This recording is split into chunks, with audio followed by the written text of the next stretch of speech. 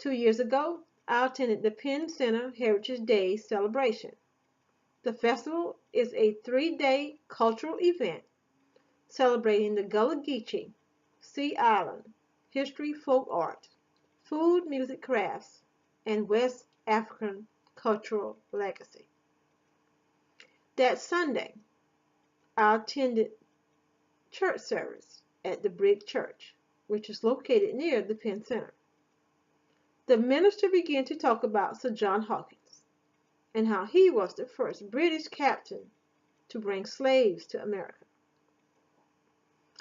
on a ship named the Good Ship Jesus. To say the least, I was blown away. I wanted to know why this ship was called the Good Ship Jesus, and was it really the first ship to bring slaves to America? I was taught in high school the first slaves were brought to America in 1619 to Jamestown, Virginia. Nothing was never mentioned to me about the Good Ship Jesus.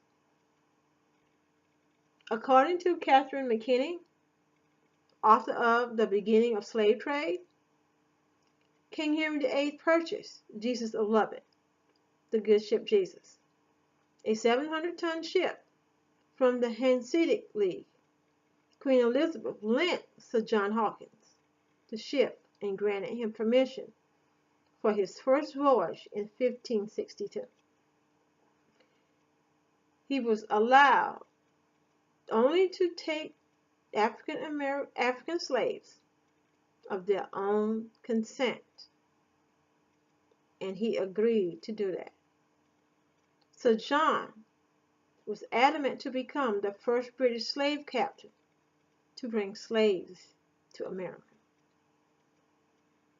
Sir John Hawkins was a very religious man who insisted his crew serve God daily and love one another.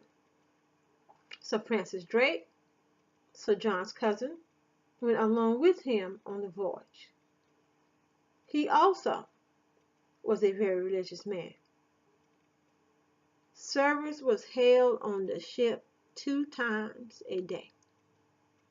Ironically, which is why the ship is called the Good Ship Jesus.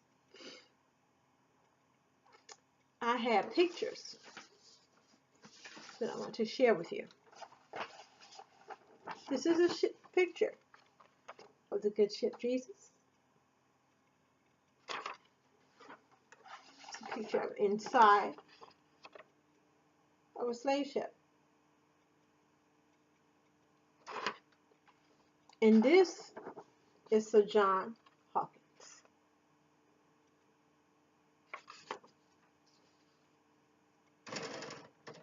In 1562, Sir John Hawkins left for the coast of Africa to dock near Sierra Leone. There, Sir John Hawkins captured 300 to 500 slaves. He was able to acquire slaves by stealing them from Portuguese ships, violence, and promised Africans free land and riches in the New World. Most of the slaves which Sir John Hawkins captured were sold in what is known today as the Dominican Republic. When Sir John returned home, Queen Elizabeth was upset because he did not comply with the agreement. She said his endeavor was detestable and would call down vengeance from heaven and the undertaker. But when the Queen found out there was a profit to be made, her attitude changed. Sir John returned home with ivory hides and sugar. She and Sir John became partners and provided him with the Jesus of Lubeck as his own, the Good Ship Jesus. It was Sir John's ambitious nature that brought the first British slave ship to America. Had I never gone to the Penn Center Heritage Festival, I would never learn about the Good Ship Jesus.